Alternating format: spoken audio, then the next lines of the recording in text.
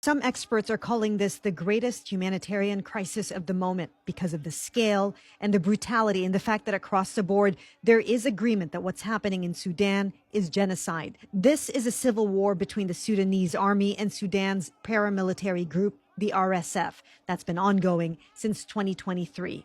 Sudan has a population of about 50 million people, and humanitarians are now saying that half of that population faces acute famine. This week marked a turning point that experts are saying has pushed this conflict to a horrifying level following the fall of al-Bashir to the RSF.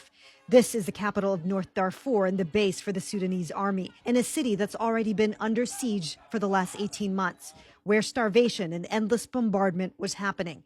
Right now, tens of thousands are trapped there. At the Security Council, the UN's chief humanitarian, Tom Fletcher, pleaded for member countries to step in. Mr. President, the Sudan crisis is at its core a failure of protection and our responsibility to uphold international law.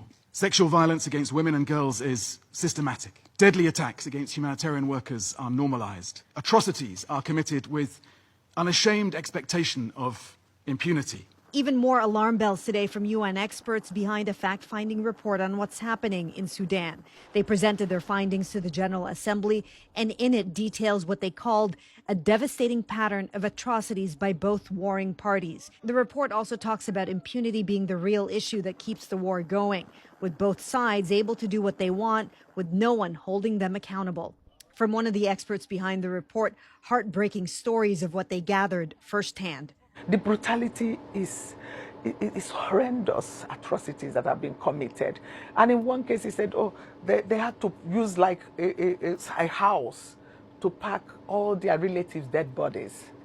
And they were over 30, they have to put together and run away in the community. So they haven't even been able to bury their loved ones. The message from humanitarians is for the world to pay attention, to heed the call for aid, and not to abandon the Sudanese people.